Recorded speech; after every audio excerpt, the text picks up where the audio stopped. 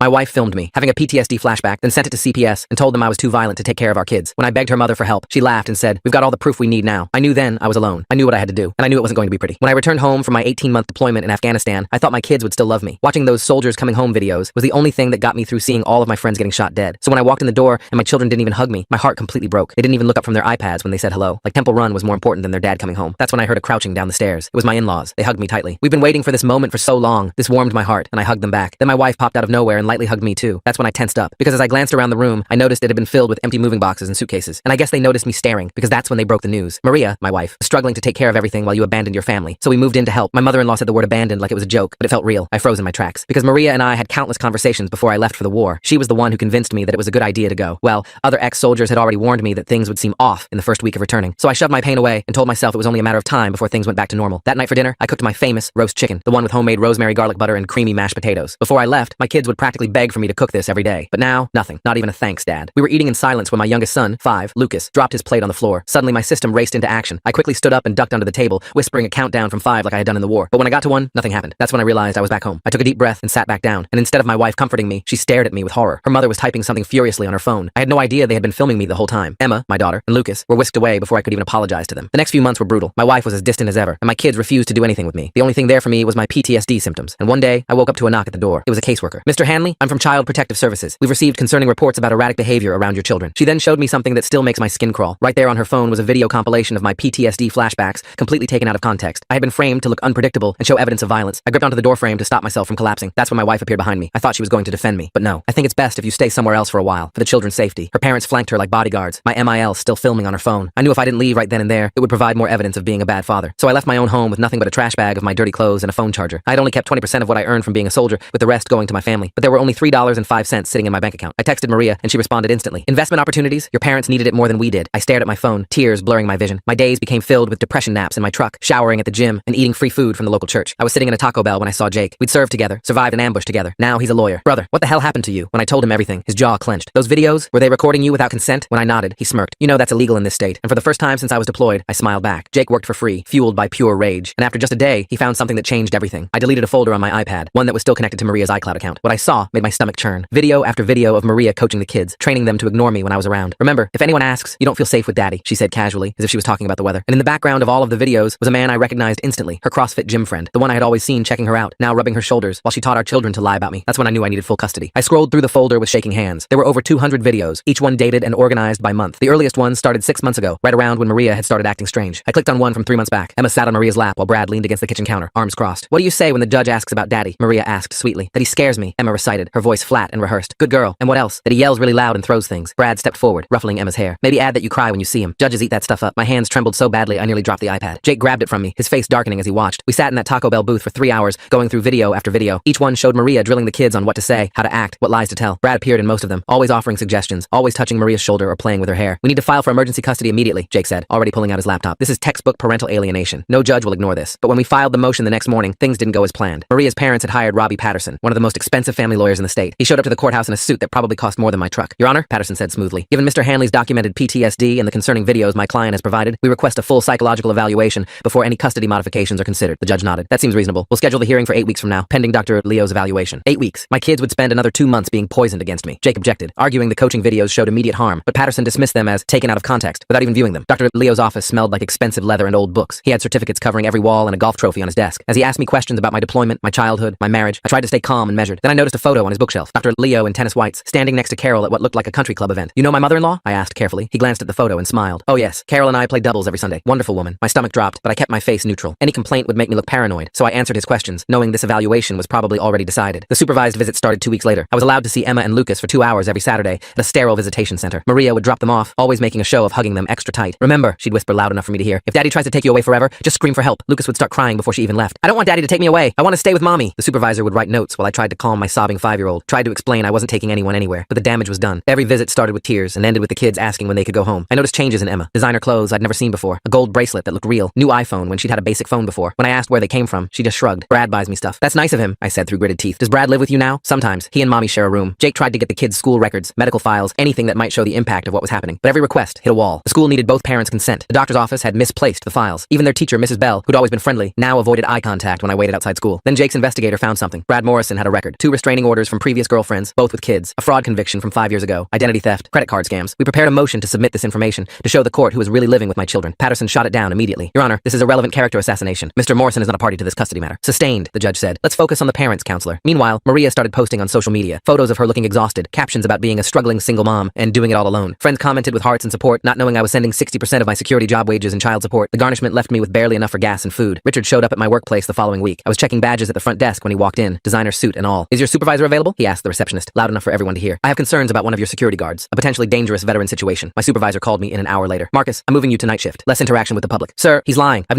not saying you did anything wrong, but we can't have complaints. Night shift starts Monday. The night shift meant I couldn't even watch the kids at school anymore. Couldn't wave at them from across the street. My world shrank to darkness and empty buildings. During one Saturday visit, Lucas climbed onto my lap while Emma colored at the table. He was playing with toy cars when he suddenly whispered, Daddy, Brad hits mommy when he's angry. My whole body went rigid. The supervisor looked up from her clipboard. What did you say, buddy? Lucas's eyes went wide. Nothing. I'm not supposed to tell. Mommy said never tell anyone. It's okay, I said softly. Even his rage boiled in my chest. You can tell Daddy anything. But he shook his head frantically and went back to his cars. The supervisor made another note. Jake discovered more financial bombs. Credit cards in my name I'd never applied for. $30,000 in debt racked up while I was overseas. Purchases at stores I'd never been to. Restaurants I'd never eaten at. The credit card company said I'd have to file police reports. Prove it was fraud. But that would mean accusing Maria, and Patterson would spin it as more erratic behavior. My security job wages were garnished at 60%, leaving me with barely enough to survive. When I tried to access our joint savings to pay Jake's investigator, I found the account frozen. Maria claimed I was hiding assets, moving money to avoid support. The irony was brutal. I was living in my truck while she claimed I was hiding wealth. Jake's investigator had been watching Maria's gym. One morning, he hit gold. Security footage from 3 months ago. 2 months before I'd even come home. Maria, Brad, Carol, and Richard sitting in the gym's juice bar, papers spread on the table. The investigator couldn't get audio, but the body language was clear. Carol pointing at documents, Brad nodding, Maria looking uncertain until Richard put his hand on her shoulder. They planned this whole thing, Jake said, studying the footage. Before you even got back, the pretrial hearing was a disaster. Carol produced photos of me at the shooting range, claiming it proved violent tendencies. It's required training for my job, I protested. Nevertheless, Patterson said, it shows a comfort with weapons that concerns my client. The judge ordered anger management classes before any custody considerations. Another 16 weeks of delay. Another 4 months of my kids being poisoned against me. Emma's teacher finally reached out, but not officially. She called Jake's office from her personal phone. I can't testify without a court order, she said. But Emma's failing 3 classes. She was a straight A student before. And the things she writes in her journal. She draws pictures of her family, but her dad is always scribbled out in black. Dr. Patterson, the children's therapist, took an even bigger risk. She called Jake privately, voice shaking. I could lose my license for this, but those kids are being severely damaged. The coaching is obvious. Lucas has started wetting the bed. Emma shows signs of severe anxiety, but my reports keep getting edited before they reach the court. We tried to get her testimony admitted, but needed a court order. Another motion, another delay. The deposition was our first real break. Maria sat across from Jake, Patterson beside her, court reporter typing every word. Jake walked her through the timeline, careful and methodical. Then he asked about the CPS visit. You said you were shocked by the videos they showed you? Yes, completely shocked. But you knew about them before CPS arrived? No, she stopped, realizing her mistake. I knew Richard was concerned, but objection, Patterson said quickly. Mischaracterizes the testimony, but the damage was done. The court reporter had typed every word. Brad started picking up the kids from school. The restraining order kept me 500 feet away, but I could see him from across the street. He'd ruffle Lucas's hair, carry Emma's backpack, play the perfect father figure. Other parents smiled and waved, not knowing this man had 2 restraining orders for domestic violence. My bank accounts were frozen next. Maria claimed I was hiding deployment money, moving assets offshore. Jake proved every cent went to Richard's failed restaurant venture, but the freeze stayed while the court investigated. How much more can they take? I asked Jake one night, sitting in his office surrounded by papers. We're close, he said. The emergency hearing is next week. The judge has to watch the coaching videos, all of them, unedited. The emergency hearing was supposed to be routine, just another delay tactic, but Jake had prepared something special. He'd synced the coaching videos with the timeline, showing how they escalated, how Brad's involvement grew, how the children's behavior changed. Your Honor, Jake said, I'd like to play Exhibit 47. The video filled the courtroom screen. Carol sat with Maria at the kitchen table, Brad in the background. Carol slid an envelope across the table. This will guarantee you get full custody, Carol said clearly. Your father and I will handle the legal fees. Once you have sole custody, you and Brad can sell the house. Start fresh. Maria took the envelope, pecked inside. Mom, this is exactly what you need to secure your future and the children's future. Without him, the judge leaned forward. Patterson objected, claiming the video was edited, possibly deep-faked. Jake's expert witness, a digital forensic specialist, testified for an hour about authentication methods, metadata, impossibility of fabrication. Then came the breaking point. Video after video played. Emma crying as Maria told her daddy was dangerous. Lucas being coached to say he was scared. Brad suggesting specific phrases, specific accusations. 200 videos, 6 months of systematic alienation. Maria started crying halfway through. Real tears, not the practiced ones from her social media posts. I want to address the court, she suddenly said. Patterson grabbed her arm. Maria, I strongly advise. No, she shook him off. I can't do this anymore. The courtroom went silent. They made me do it, she said, voice breaking. My parents, they said if I didn't go along with it, they'd ruin me. They'd take everything. Make sure I never saw my kids again. They had Brad ready, had the whole plan. I just wanted Marcus to come home. I never wanted any of this. Richard stood up. She's lying. She's unstable. Sit down, Mr. Thompson, the judge said sharply. Maria continued, words pouring out. The threats, the manipulation, the money, how her parents had controlled her whole life, how they saw Marcus as beneath them, how they'd waited for the deployment to strike. Brad was their idea, someone they could control, someone who'd do what they wanted. But he's violent. He's hurt me, hurt the kids, and I let it happen because I was more scared of my parents than anything else. The judge had heard enough. Based on the evidence presented, I'm granting immediate temporary custody to Mr. Hanley. Mrs. Hanley will have supervised visits only, pending further evaluation. Mr. and Mrs. Thompson are barred from any contact with the minor children pending investigation. Carol screamed. Richard threatened to sue everyone. Patterson tried to maintain order as security moved in. Brad was already gone. He'd slipped out during Maria's testimony, probably heading for state lines. Jake's investigator later confirmed he'd fled to avoid the fraud warrant that was issued within hours. I picked up my kids that afternoon. Really picked them up. No supervisor, no time limit. Lucas hugged me so tight I could barely breathe. Emma cried, but they were different tears. Relief, maybe. Or just exhaustion from carrying lies for so long. I'm sorry, Daddy, she whispered. I didn't mean those things I said. I know, baby, I know. Maria entered intensive therapy the next week. Real therapy, not the court-ordered kind. She had to unlearn a lifetime of her parents' control. enroll. The kids started therapy too, with Dr. Patterson now free to actually help them. Carol and Richard hired new lawyers, expensive ones, but their country club friends distanced themselves quickly. Fraud, conspiracy, witness tampering, child endangerment. The charges piled up. Their perfect reputation crumbled. They mortgaged their house to pay legal fees, sold their vacation home, liquidated their retirement accounts. 6 months later, I sat in a different courtroom. Final custody hearing. Maria sat across from me, but the hostility was gone. She looked healthier, clearer, like a weight had lifted. Your Honor, she said, I support Marcus having primary custody. I'm not ready. I need to work on myself, be the mother my children deserve. I know Marcus will take care of them while I do that. The judge granted it. Primary custody to me, supervised visits for Maria with a path to unsupervised as therapy progressed. Carol and Richard's trial was set for next month. They'd already lost everything that mattered to them. Their money, their reputation, their control. I drove home with my kids that day. Really home. Our home. Lucas chattered about school from the back seat. Emma showed me her improved report card, grades climbing back up, normal kid stuff. Beautiful, boring, normal kid stuff. That night, I cooked my famous roast chicken, the one with rosemary garlic butter. This time, Lucas helped mash the potatoes. Emma set the table without being asked. We ate together, talking and laughing. No iPads, no coaching, no lies between us. Dad, Emma asked as I tucked her in, are you going to stay forever now? Forever and always, baby girl. Forever and always. And for the first time since I'd come home from Afghanistan, I actually believed it. The weeks that followed felt like walking through a minefield. Every morning brought new challenges, new attempts to undermine the custody arrangement. Carol and Richard weren't going down without a fight, and they had resources I couldn't match. The first sign of trouble came when I tried to enroll Emma in her school's aftercare program. The administrator looked at her computer screen, then back at me with confusion. I'm sorry, Mr. Hanley, but our records show you don't have educational rights. That's impossible. I have primary custody. She turned her monitor toward me. There it was, a document filed just days before the emergency hearing, signed by Maria, removing me from all educational decisions. Jake later discovered Carol had Maria sign dozens of forms during those final weeks, creating a paper trail of restrictions that would take months to untangle. Lucas started having nightmares. He'd wake up screaming for his mother, then immediately apologize, as if showing any attachment to Maria was betraying me. Dr. Patterson worked with him twice a week, slowly unpacking the psychological damage. She showed me drawings he'd made during sessions, stick figures with angry faces labeled daddy, standing over smaller figures. When asked about them, Lucas would shut down completely. The coaching runs deep, Dr. Patterson explained during a parent consultation. He's been programmed to see you as a threat. It'll take time to rebuild that trust. Meanwhile, Emma retreated into herself. She'd sit at the dinner table, picking at her food, barely speaking. When I asked about her day, she'd give one-word answers. The vibrant, chatty daughter I remembered from before deployment had been replaced by this hollow shell. 3 weeks into our new arrangement, I got a call from the school. Emma hadn't shown up for first period. Panic shot through me as I raced to the school, calling her phone repeatedly. No answer. I found her sitting alone at a bus stop 6 blocks away, still in her school uniform. I was going to find Mom, she said quietly when I sat beside her. Brad said if I ever needed to escape, I should call him. My blood ran cold. When did Brad tell you this? Before you came back. He gave me a phone, said it was our secret. She pulled out a cheap flip phone from her backpack. Jake's investigator later traced it to a batch purchased with stolen credit cards. Brad had been planning contingencies, grooming my daughter for months. The financial pressure intensified. Despite the custody change, the wage garnishment continued. Maria's lawyer filed motion after motion, claiming administrative delays. My take-home pay barely covered groceries and gas. When the truck's transmission started slipping, I couldn't afford repairs. I'd walk Emma to school, then catch 2 buses to get to work. Carol found new ways to insert herself. She'd show up at the kids' school during lunch, standing just outside the property line, waving at them through the fence. The school couldn't do anything since she wasn't technically trespassing. Emma would come home upset, confused about why Grandma couldn't visit anymore. She says you're keeping her away because you're mean, Emma told me one evening. She says she has presents for us, but you won't let her give them. I tried explaining the situation in age-appropriate terms, but how do you tell a child their grandparents are manipulative criminals? Every explanation sounded like I was the one poisoning them against family. Richard took a different approach. He started calling my employer daily, filing complaints about safety concerns. HR documented each call, but the damage accumulated. My supervisor pulled me aside after the 10th complaint. Marcus, I know this is personal stuff, but it's affecting the workplace. Other guards don't want to work shifts with you. They're worried about getting caught up in whatever this is. I found myself increasingly isolated. The few friends from before deployment had drifted away during my months living in the truck. Jake remained steadfast, but he had his own practice to run. The loneliness pressed in during quiet moments, when the kids were asleep and the house felt too empty. Maria's supervised visits were another source of tension. She'd arrive with Carol and Richard, who'd wait in the parking lot despite the no-contact order. The supervisor, a tired-looking woman named Denise, did her best to manage the situation, but Maria would spend the entire 2 hours crying, begging the children to forgive her. I'm so sorry, she'd sob, clutching at them. Mommy made mistakes. Mommy needs you to tell the judge you want to come home. Lucas would cry along with her, while Emma sat rigid, torn between programmed responses and genuine emotion. After each visit, it took days to restabilize their emotions. The breakthrough with Lucas came unexpectedly. We were at the grocery store, and he accidentally knocked over a display of soup cans. The crash sent him into immediate panic, diving behind my legs, whimpering about not telling Brad. Something about his terror flipped a switch in me. I knelt down, helped him pick up the cans, and told him about my own fears. You know what? Sometimes loud noises scare me too, from when I was in Afghanistan. But it's okay to be scared, and it's okay to make mistakes. He looked at me with wide eyes. Brad said soldiers don't get scared. Brad lied about a lot of things, buddy. That night, Lucas climbed into my bed for the first time since I'd gotten custody. He didn't say anything, just curled against my side and fell asleep. Progress came in small moments like these. Emma's walls took longer to break down. She'd test boundaries constantly, staying out past curfew, refusing to do homework, challenging every rule. Dr. Patterson explained it was her way of seeing if I'd abandon her like she'd been told I would. Each time I remained calm, consistent, present, I could see tiny cracks in her armor. The financial investigation revealed more damage. Brad had used my social security number to open 6 credit cards, maxing them out on electronics and jewelry. Some purchases matched items I'd seen Emma wearing. The sick realization that he'd used my stolen identity to buy gifts for my daughter while poisoning her against me made me physically ill. Jake pushed forward with fraud charges, but Brad had vanished completely. His last known address was empty. Neighbors said he'd packed up in the middle of the night. The investigator found similar patterns in other states, a trail of single mothers with children, financial ruin following in his wake. He's a predator, Jake said, reviewing the files. Carol and Richard brought a predator into your children's lives. The school situation deteriorated further. Emma's grades, which had started to improve, plummeted again. Her teacher called me in for a conference, showing me essays Emma had written. Dark themes, violent imagery, confusion about identity and belonging. The school counselor recommended intensive therapy, but my insurance through work wouldn't cover it. Another financial strain I couldn't manage. Then came the letter from Maria's new attorney, not Patterson, who'd withdrawn after the emergency hearing, but someone younger, hungrier. They were challenging the custody order, claiming Maria had been coerced during her courtroom confession. Attached were affidavits from Carol and Richard, painting me as a master manipulator who'd somehow orchestrated everything. This is insane, I told Jake, reading through the filing. They're saying I planted those videos? They're desperate, Jake replied. Their criminal trial is coming up. They need to discredit you as a witness. The stress began affecting affecting my work performance. Operating on minimal sleep, worried constantly about the kids, distracted by legal battles. I made mistakes, small ones at first, forgetting to log visitor badges, missing scheduled patrols. But in security work, small mistakes could cascade into big problems. My supervisor called me in after I'd failed to properly secure a loading dock door. Marcus, I've been patient, but this isn't working. I'm putting you on administrative leave, unpaid. Get your personal situation sorted out. Unpaid leave meant no income. The wage garnishment had already drained my savings. I had maybe 2 weeks of expenses covered, then nothing. Jake offered to loan me money, but I'd already taken too much from him. Pride was all I had left. I sold everything I could. My father's watch, the one he'd given me before deployment, some tools from the garage, anything to keep food on the table and gas in the truck. The kids didn't need to know how close we were to the edge. Emma noticed anyway. She found me one night at the kitchen table, surrounded by bills, calculator in hand, trying to figure out which ones could wait. Are we poor now? She asked quietly. We're managing, I said, trying to sound confident. She disappeared into her room and came back with the gold bracelet Brad had bought her. You can sell this. The gesture broke something in me. This child who'd been turned against me, offering up her possessions to help. I pulled her into a hug, and for the first time in months, she hugged back. Really hugged back. Not the stiff, obligatory embraces she'd been giving. We don't need to sell your things, I told her. We're going to be okay. She pulled back, studying my face. You promise? You're not going to leave again? I promise. I'm never leaving you and Lucas again. Something shifted in her eyes. Trust, maybe. Or at least the beginning of it. The next morning brought another crisis. Lucas's school called. He'd had an incident, the secretary said carefully. When I arrived, I found him in the principal's office, shirt torn, face streaked with tears. He'd attacked another student who'd said something about his dad being a bad soldier. He said you cold people, Lucas sobbed. He said Brad told his mom you were dangerous. Brad's poison spreading even in his absence. I held Lucas while the principal explained the zero tolerance policy on violence. 3-day suspension. Another mark against us in the custody battle. Dr. Patterson called an emergency session. Lucas drew picture after picture of soldiers and families, trying to reconcile the father he was starting to trust with the monster he'd been taught to fear. Progress was painfully slow. Meanwhile, Carol and Richard's campaign continued. They couldn't contact the children directly, but they found ways around it. Presents delivered to the house with no return address. Cards slipped under the door, always reminding the kids they were loved, they were missed, they were being kept away unfairly. I started finding Emma on the phone at odd hours. She'd hang up quickly when I entered the room. When I checked the call log, the numbers were always different. Untraceable burner phones. Carol had learned from Brad's playbook. Who were you talking to? I'd ask. Nobody, she'd say, not meeting my eyes. The supervised visits grew more chaotic. Maria showed increasing instability. 1 week catatonic with depression, the next manic with promises of Disney trips and new toys once she got them back. Denise documented everything, but Maria's new attorney spun it as a loving mother driven to desperation by unfair separation. Jake discovered Maria had stopped attending therapy after just 3 sessions. Her attorney claimed she couldn't afford it, despite Carol and Richard's deep pockets. Another manipulation, making her look like a struggling victim rather than a willing participant in the conspiracy. The financial noose tightened further. The mortgage company called. Maria had apparently taken out a second mortgage months ago, forging my signature. The payments were past due. Foreclosure proceedings would begin if I couldn't catch up. Another impossible expense added to the pile. How is this legal? I asked Jake desperately. How can they keep doing this? It's not legal, he said grimly. But proving it, prosecuting it, getting restitution, that all takes time. Time they're counting on you not having. He was right. Every day felt like drowning in slow motion. Get the kids up, fed, to school. Bus to job interviews that went nowhere once they checked references and found the dangerous veteran complaints. Back home to help with homework, make dinner from whatever was on sale, pretend everything was normal. Then, after bedtime, back to the kitchen table, trying to make numbers work that simply didn't. Emma started taking on responsibilities she shouldn't have to. Packing Lucas's lunch, helping him with homework, trying to fill the gaps while I juggled everything else. 10 years old and already parentified by circumstances beyond her control. One evening, I found her teaching Lucas the same lies Maria had coached into them, but reversed. If anyone asks about mom, you say she's sick, Emma instructed him. Don't talk about Brad. Don't talk about grandma and grandpa. Just say everything is fine. Emma, stop, I said gently. You don't need to coach him. He can tell the truth. She looked at me with eyes too old for her face. The truth doesn't help us, Dad. I learned that already. The weight of what these children had endured, what they were still enduring, crushed me. They'd been turned into weapons, then shields, now trying to be protectors. Their childhood sacrificed to adult manipulations. The next court date approached like a storm system. Maria's attorney had filed 17 different motions, each requiring responses, each costing time and money we didn't have. Jake worked 18-hour days preparing, but we both knew it was a war of attrition. They're trying to exhaust us, Jake explained. Make it so expensive and difficult that you'll accept a settlement. Shared custody, reduced support, anything to make this stop. But I couldn't. Not after everything. Not after seeing what that environment had done to my children. So we prepared for battle, knowing the odds were stacked against us. The week before court, everything accelerated. Richard was spotted talking to my former supervisor, no doubt planting more seeds of doubt. Carol hired a private investigator to follow me, documenting every moment, looking for any mistake to exploit. The pressure was suffocating. Then Lucas said something that changed everything. We were having breakfast, and he suddenly looked up from his cereal. Dad, I remembered something about the videos Mom made. I kept my voice carefully neutral. What did you remember, buddy? Grandma had a camera too, a different one. She said it was for insurance. Insurance. Another set of videos. Jake's investigator went to work immediately, but finding them would take time. Time we were running out of. The financial crisis reached critical mass when the power company sent a disconnection notice. 3 days to pay or lose electricity. I kept the kids in the dark about our money troubles, but this would be impossible to hide. That night, I sat them down for an honest conversation. Things are tight right now, I explained carefully. We might have to make some changes. Are we going to be homeless? Lucas asked, his voice small. No, buddy, I won't let that happen. Emma studied me. Is this because of Mom and Grandma and Grandpa? I chose my words carefully. Adults sometimes make choices that affect everyone, but we're going to get through this together. That night, after they were asleep, I did something I'd sworn I'd never do. I called my brother in Oregon, the one I hadn't spoken to since before deployment. He listened to the whole story without interrupting, then simply asked for my bank account number. The power stayed on. Small victories mattered. Lucas started sleeping through the night without nightmares. Emma rejoined her school's art club, something she'd loved before everything fell apart. These normal moments felt like miracles after months of crisis. But the other side wasn't done. 3 days before the hearing, Jake got a call. Patterson, the expensive attorney, was back on the case. Carol and Richard had liquidated more assets, hired a team of lawyers, expert witnesses, even a jury consultant. They were treating this like a corporate takeover, not a custody dispute. They're scared, Jake said. The criminal trial is next month. If they lose custody definitively, it strengthens the prosecution's case. Fear made them more dangerous. The next day, Emma came home from school in tears. Someone had distributed flyers at pickup time. Her school photo next to the words, missing taken from loving family. Carol's work, no doubt. Skating just inside legal boundaries. Everyone was staring at me, Emma sobbed. They think you kidnapped us. I held her while she cried, feeling rage build in my chest. Using my children as weapons was one thing. Publicly humiliating them was another. Jake filed for an emergency restraining order, but the damage was done. Lucas withdrew again, afraid to go to school, afraid of what people would say. The progress we'd made evaporated overnight. Dr. Patterson called it re-traumatization, warned it could set back months of therapy. 2 days before court, Maria requested an emergency visit outside the normal schedule. Against Jake's advice, advice, I agreed. She arrived alone, looking healthier than she had in months. The conversation that followed surprised everyone. I want to make a deal, she said quietly, Denise listening from the corner. I'll support your custody if you drop the criminal charges against my parents. I can't drop charges I didn't file, I reminded her. The state is prosecuting them, but your testimony is key. Without it, they might get probation. I studied my wife, trying to find the woman I'd married beneath the layers of manipulation and damage. They hurt our children, Maria. They brought Brad into their lives. They destroyed us financially. They need to face consequences. They're my parents, she whispered. They're all I have left. You have Emma and Lucas. Focus on being the mother they need, not the daughter your parents want. She left without another word, but something in her expression gave me hope. Maybe, underneath it all, she was starting to see the truth. The night before court, I couldn't sleep. I sat in the kitchen, reviewing everything Jake had prepared. Testimonies, evidence, financial records showing the systematic destruction of my life. It felt like preparing for combat all over again, except this enemy knew all my weaknesses. Emma found me there at dawn. She climbed into my lap, something she hadn't done in over a year. Are you scared? She asked. A little, I admitted. Me too. She paused, then added, but we're going to win, right? We're going to stay together? I held her close, breathing in the scent of her strawberry shampoo, memorizing this moment of peace before the storm. We're going to fight for it, baby. That's all we can do. As the sun rose, casting long shadows through our kitchen window, I prepared for the battle that would determine our future. Win or lose, I'd given everything to protect my children. In the end, that's all any parent could do. The morning of court arrived with an unexpected development. Jake called at 5 a.m., his voice electric with urgency. He'd received an anonymous package containing a USB drive. The contents made my hands shake as I watched on his laptop. Carol had indeed kept her own recordings, not just backup videos, but footage of her coaching Maria on how to coach the children. Layer upon layer of manipulation, all documented by her own hand. In one video, she sat with Brad at her dining table, sliding cash across to him. 20,000 now, 40 when Marcus loses custody, she said clearly. Just keep playing the loving boyfriend role. Brad counted the bills, nodding. What about the kids? They're getting harder to control. Children are simple. Fear and rewards. Increase both. Jake immediately filed to submit the new evidence, but Patterson's team fought back hard. They demanded authentication, chain of custody verification, claiming the anonymous source made it inadmissible. The judge scheduled an emergency session for that afternoon to review. I dropped the kids at school, trying to keep my expression neutral. Emma sensed something anyway, grabbing my hand at the entrance. Today's the big day, isn't it? Just another hearing, sweetheart. She squeezed tighter. Lucas had another nightmare about Brad coming back. My jaw clenched, but I kept my voice steady. Brad's never coming back. The courthouse buzzed with activity when I arrived. Carol and Richard sat at their table, surrounded by their legal team. Maria was notably absent. Patterson approached Jake with a thick folder. Motion to dismiss the new evidence, he said smoothly. Anonymous sources have no credibility. But Jake had anticipated this. He'd spent the morning tracking the package. Security footage from the delivery service showed a woman matching Maria's description, dropping it off. When confronted with this during recess, Patterson's confidence visibly wavered. The judge returned, reviewed the authentication reports, and made her decision. The new videos would be admitted. Carol's face went pale as her own voice filled the courtroom, instructing Maria on psychological manipulation techniques. Remember, honey, Marcus is simple-minded. Military men always are. He'll believe whatever you tell him about needing space for the children's adjustment. Richard's voice joined in. The key is documentation. Every interaction, every word. We're building a case from day one. The timestamp showed this conversation happened 2 weeks before my deployment ended. Patterson tried damage control, arguing the videos were taken out of context, that Carol was simply a concerned grandmother. But then Jake played the Brad payment video. $20,000 in cash, clear as day. The judge's expression hardened. During the lunch break, I found Maria sitting alone in the hallway. She looked up as I approached, eyes red-rimmed. I dropped off the USB, she said quietly. I couldn't let them win, not after what they did to our babies. I sat beside her, careful to maintain distance. Why now? Dr. Patterson showed me Lucas's drawings, what I'd done to him, what they made me do. Her voice cracked. I found Mom's recordings when I was looking for Dad's will. She documented everything, like she was proud of it. Will you testify? She nodded slowly. My lawyer dropped me this morning when I told him, but I'm done being their puppet. The afternoon session exploded into chaos. Maria took the stand without an attorney, speaking directly to the judge. She detailed years of control, manipulation, threats, how her parents had isolated her from friends, made her financially dependent, used her children as leverage. When Marcus deployed, they said it was our chance to finally get rid of him. They had Brad ready, the whole plan mapped out. I was weak, I was scared, but I'm done being scared. Carol shot to her feet. You ungrateful little— Mrs. Thompson! The judge's gavel cracked. One more outburst and you'll be held in contempt, Maria continued, voice growing stronger. She revealed Brad's real role, the payments, the coaching sessions, how he'd started getting violent when the children resisted the programming, how she'd been too terrified of her parents to protect them. I failed as a mother, she said, looking directly at me, but I won't fail them anymore. Patterson tried to cross-examine, but without Carol and Richard's funding, his heart wasn't in it. The judge had heard enough. She called a recess to review all evidence before final ruling. Jake and I sat in a small conference room, surrounded by boxes of documentation. My phone buzzed with a text from Emma's school. She'd had a panic attack during PE, was in the nurse's office. I started to leave, but Jake grabbed my arm. This is it, Marcus. The ruling. You can't miss this. My daughter needs me, and she needs you to win this case. I'll send my assistant to the school. The longest hour of my life crawled by. Finally, the bailiff called us back. The judge looked exhausted, but determined. I've reviewed extensive evidence of systematic parental alienation, financial fraud, and conspiracy to manipulate the family court system, she began. The depth of this scheme is unlike anything I've encountered in 20 years on the bench. She detailed her findings, the coaching videos, the financial manipulation, Brad's involvement, Carol and Richard's orchestration, each point built toward an inevitable conclusion. Effective immediately, Mr. Hanley retains sole legal and physical custody of the minor children. Mrs. Hanley's supervised visits will continue pending completion of intensive therapy and parenting classes. Mr. and Mrs. Thompson are permanently barred from any contact with the minor children. Carol's scream echoed through the courtroom. Richard lunged toward me, but bailiffs intercepted him. As they were escorted out, Carol's carefully constructed mask finally shattered completely. You destroyed our family, she shrieked at Maria. You're dead to us! Dead! Maria flinched but stood her ground. The judge continued, addressing the financial crimes, ordering full restitution, referring the case to the district attorney for criminal prosecution. Brad Morrison had federal warrants issued for fraud and identity theft. Outside the courthouse, Maria approached hesitantly. I know I don't deserve forgiveness, but maybe someday we can co-parent properly. For them, focus on getting healthy, I told her. That's what they need from you. She nodded, walking away alone. No parents to lean on, no Brad to manipulate her. For the first time in her life, truly on her own. I raced to Emma's school, finding her curled up in the nurse's office. She launched herself into my arms. I thought you weren't coming. I thought the judge would make us go back. Never, baby. It's over. We won. She pulled back, searching my face. Really over? No more court? Really over. That evening, I sat the kids down and explained the ruling in simple terms. They were staying with me. They'd see their mom sometimes when she was better. The grandparents couldn't bother them anymore. Lucas climbed into my lap. What about Brad? Brad's in trouble with the police. He won't be coming back. Good, Emma said fiercely. I hope he goes to jail forever. The next weeks brought a parade of investigators. FBI for the identity theft, state prosecutors for the fraud, CPS for final evaluations. Each interview, each document built the cases against Carol, Richard, and and Brad. Jake's investigator finally tracked Brad to Nevada, where he was arrested trying to run the same scam on another single mother. Extradition brought him back to face charges. 37 counts of fraud, identity theft, and child endangerment. The financial untangling took months. Every credit card disputed, every fraudulent charge challenged. The second mortgage Maria had forged required extensive legal work to reverse. Slowly, painfully, we clawed back from the brink of bankruptcy. My job wouldn't take me back, tainted by Richard's poison. But a fellow veteran heard my story and offered me a position at his security firm. Better hours, better pay, understanding management. The kids could actually see me in daylight again. Dr. Patterson continued working with both children. Lucas's nightmares faded gradually. His drawings evolved from dark scribbles to normal kid art. Emma's grades recovered, her spark returning bit by bit. The healing wasn't linear, but it was real. Maria threw herself into therapy with desperate determination. Her supervised visits evolved from tearful apologies to actual interactions. She learned to be present without overwhelming them, to respect boundaries she'd never had herself. Carol and Richard's trial became a cautionary tale in family court circles. The evidence was overwhelming. Conspiracy, fraud, witness tampering, child endangerment. Their country club friends vanished like smoke. Their reputation, so carefully cultivated, destroyed completely. The verdict came down on a Tuesday. Guilty on all counts. Carol got 3 years, Richard 4. Their assets liquidated for restitution and legal fees. The empire they'd built on manipulation crumbled entirely. Brad took a plea deal. 18 months and full restitution in exchange for testimony about Carol and Richard's broader schemes. Turns out, my family wasn't their first target, just their most elaborate. 6 months after the custody ruling, I stood in my kitchen making dinner. Lucas helped set the table without being asked. Emma chatted about her art class, excited about an upcoming exhibition. Normal, peaceful, hours. Dad? Emma asked during dinner. Do you think Mom will ever be normal? I chose my words carefully. She's working hard to get better. That's all anyone can do. I'm glad she told the truth finally, Lucas added quietly, even if it was scary. Maria had sent them letters through Dr. Patterson. Not pushing, not manipulating, just acknowledging her failures and expressing hope for the future. The kids weren't ready to respond yet, but they'd kept the letters. Progress. That night, after bedtime stories and goodnight kisses, I sat on my porch with a cup of coffee. The house was quiet, peaceful. No more looking over my shoulder. No more documenting every interaction. No more fighting for my right to be their father. My phone buzzed with a text from Jake. Brad had been sentenced. 2 years federal prison, followed by probation and restitution. Another piece of justice served. I thought about responding, then set the phone aside. Tomorrow would bring its own challenges. The kids still had healing to do. I had my own PTSD to manage. Maria had her long journey ahead. But tonight, my children slept safely in their beds, dreaming normal dreams. The porch light attracted moths, dancing in circles around the bulb. I watched them for a while, thinking about patterns, cycles, the way people got trapped in their own destructive orbits. But cycles could be broken. My kids were proof of that. Inside, I checked on them one more time. Lucas sprawled across his bed, toy soldiers scattered on his nightstand. Emma curled up with the stuffed elephant I'd sent her from Afghanistan, the one she'd ignored when I first came home. Now it never left her bed. I'd lost 18 months to deployment, 6 months to hell, but we found our way back. Not to where we'd been before, but somewhere new, somewhere better maybe, because it was built on truth instead of lies. In the kitchen,